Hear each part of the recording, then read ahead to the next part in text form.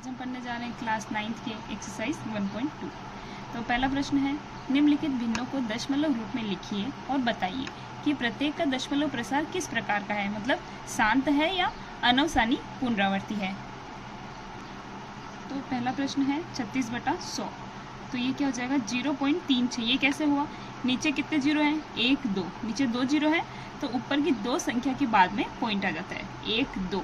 तो यहाँ पे 1 2 के बाद में पॉइंट आ जाएगा, मतलब 1 2 के बाद में पॉइंट आ गया, आगे जीरो अपन लगा सकते हैं क्योंकि पॉइंट के आगे वाले जीरो का कोई मतलब नहीं रहता है। तो ये शांत है क्योंकि आगे चलता नहीं जा रहा है ना, ये इन्फिनिटी तक, अगर ये अनंत तक चलता जाता है तो वो क्या जाती है, अनवसानी पुनरावृत्ति हो जाती है। लेकिन ये अनंत तक नहीं चल रहा है, ये शांत हो गया यहीं पे, ठीक है, खत्म हो गया ना यहाँ पे, इसलिए ये शांत। अगला प्रश्न है 1/11। तो देखिए ये हमने इसका भाग यहाँ दिया है 1, ये 1 का भाग देना है किसके अंदर, 11, 1 के अंदर भाग देना है 11 का, ठीक है।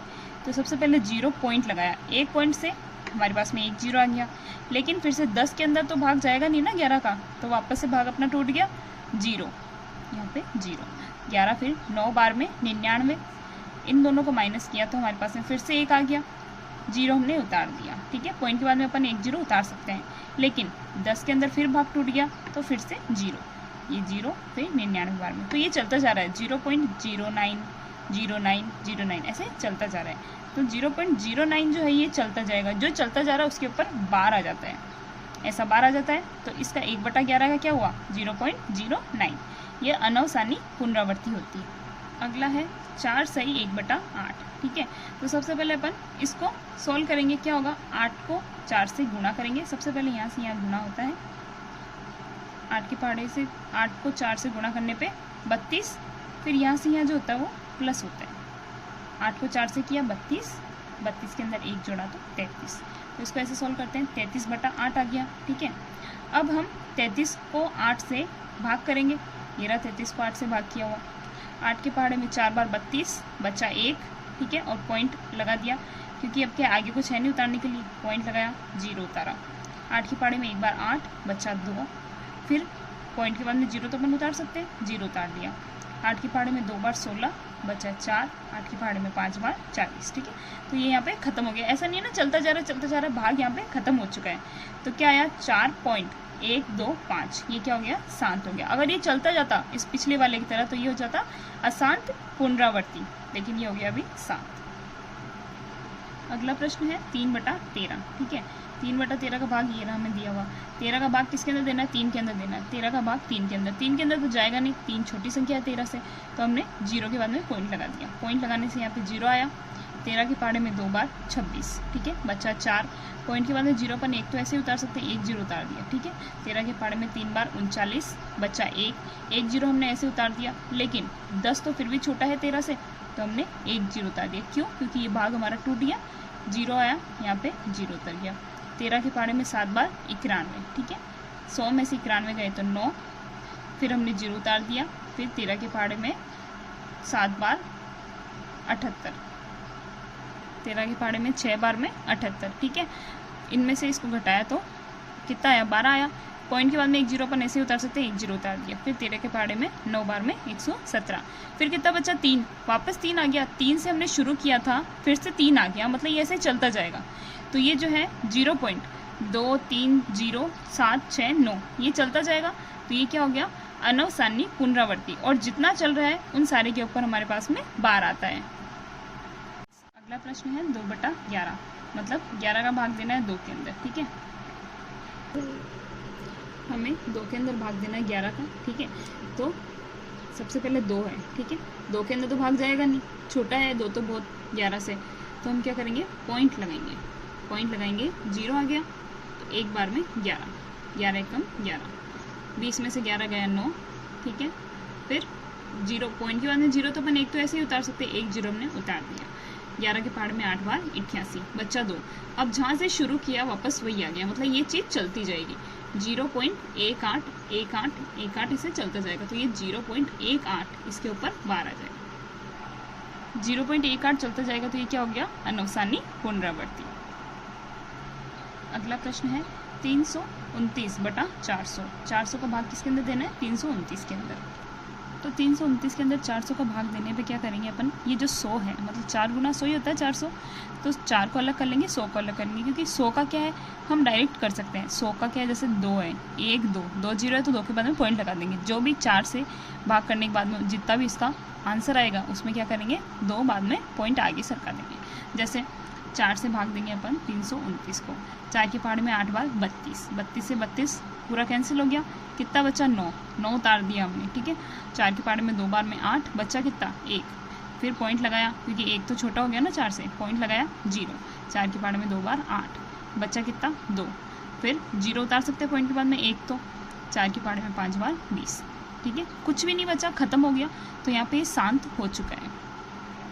तो 4 से हमने भाग दे दिया तो क्या आया 82.25, ठीक है, बटा में 100, ऐसा कैसा चल रहा है 100 पॉइंट जहाँ पे है उससे कितना आगे सरकाना है हमें 1 2, ठीक है, तो पॉइंट को 2 स्थान हम आगे खिसका देंगे या सरका देंगे, ठीक है, 1 2 पॉइंट के बाद में 1 2, तो ये पॉइंट 2 स्थान आगे चला गया, 1 2 यहाँ पे मतलब यहाँ पे पॉइंट आ जाएगा 0.8225, ये हो गया शांत।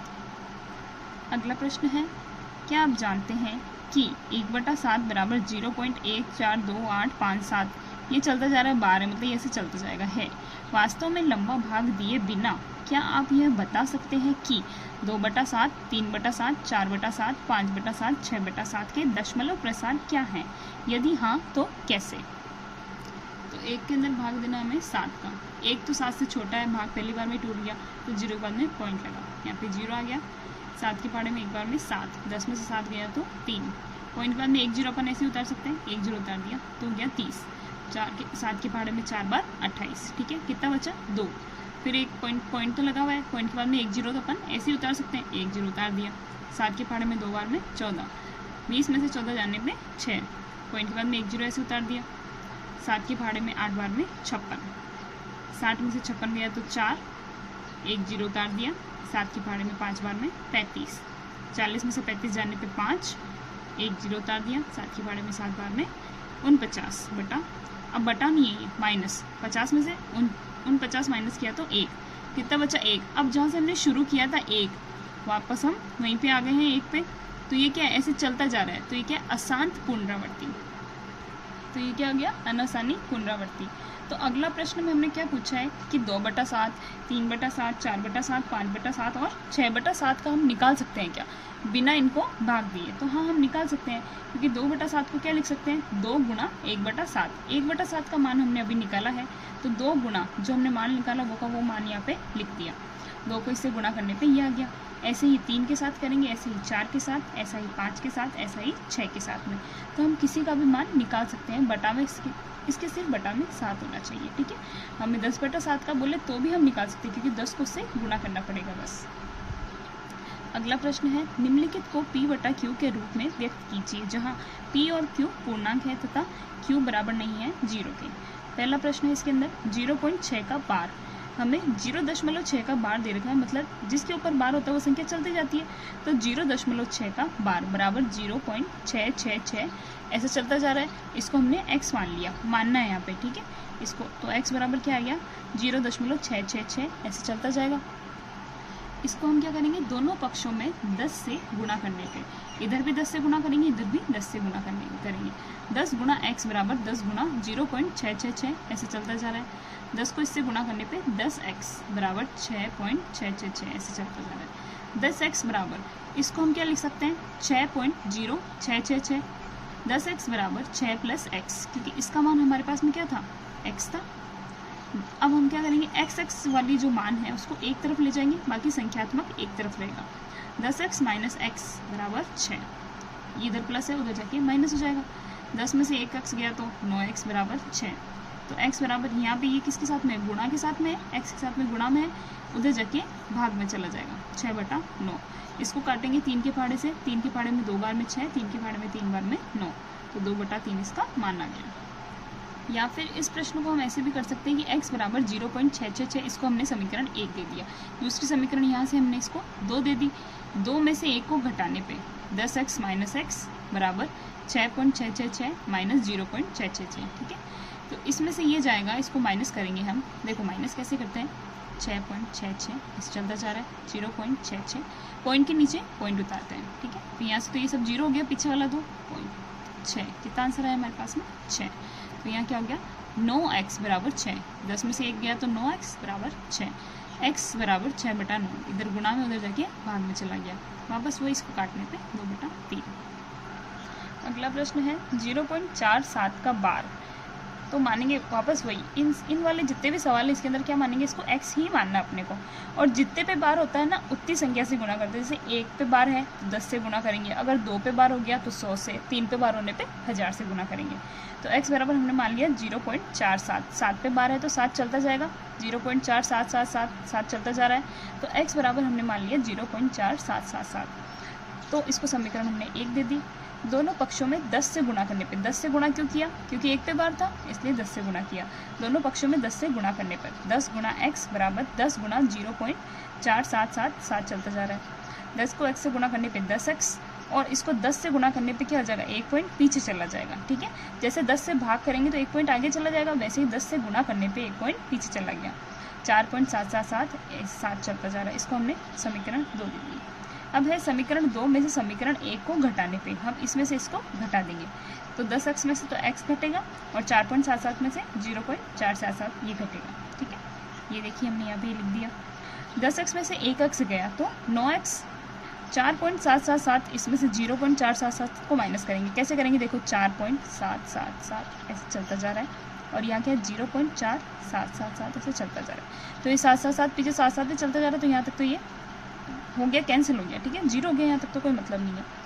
7 में से 4 गया तो 3, 4 में से 0 गया तो 4, कितना आया 4.3, तो इसमें से इसको घटाने पे 4.3।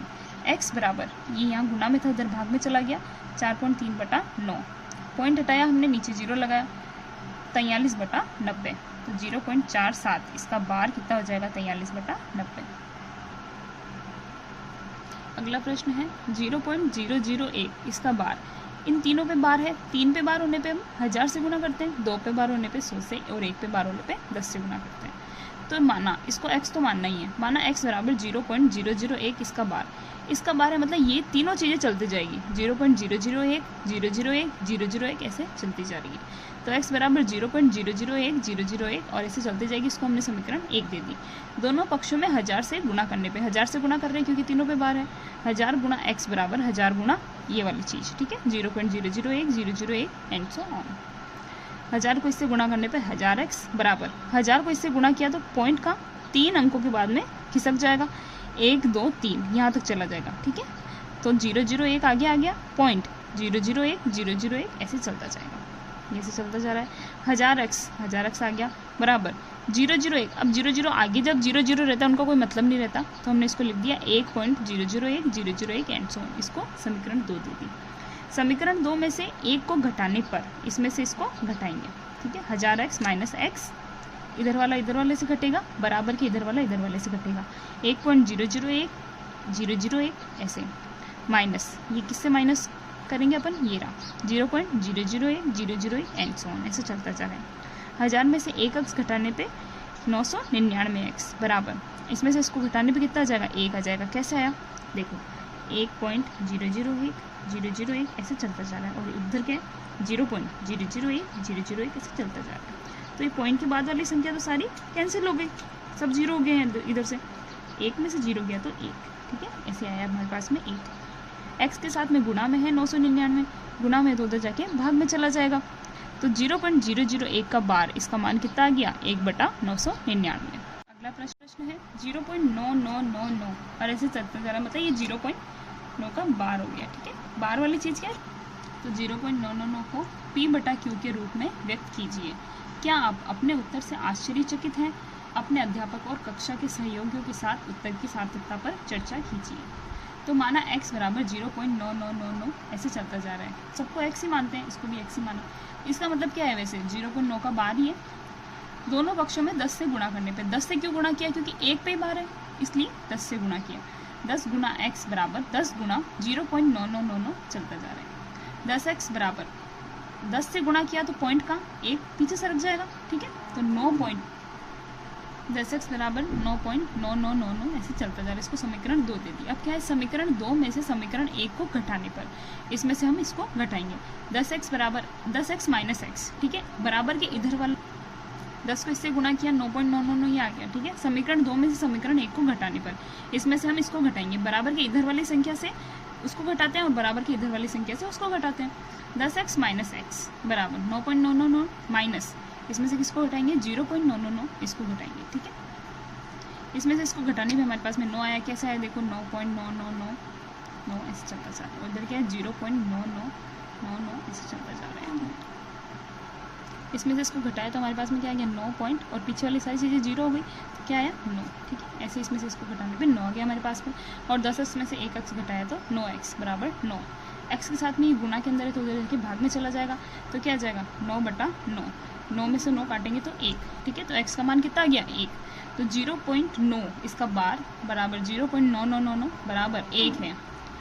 तो इसमें प्रश्न में हमने क्या पूछा था कि आप अपने उत्तर से आश्चर्यचकित हैं। प्रश्न में क्या पूछा था कि आप अपने उत्तर से आश्चर्यचकित हैं, तो हाँ हम उत्तर से आश्चर्यचकित हैं। क्यों है, क्योंकि x बराबर 1 आ गया, परंतु उत्तर सार्थक है क्योंकि प्रश्नानुसार हम देखते हैं कि 0.99 क्या है, सतत है। सतत है मतलब लगातार चलता जा रहा है, इनके बीच में कुछ भी ऐसा नहीं है, जीरो नहीं आ रहा, कोई गैप नहीं आ रहा, ठीक है। अर्थात दशमलव के बाद 9 अंक का लगातार आएगा, अर्थात 1 और 0.999 के बीच कोई रिक्तता या शून्यता नहीं है, मतलब ना तो कोई स्पेस आ रहा है कि यहाँ पे बीच में छूट गया, कुछ और आ गया, 8 आ गया, 7 आ गया, ऐसा कुछ भी नहीं है, अतः वे समान है।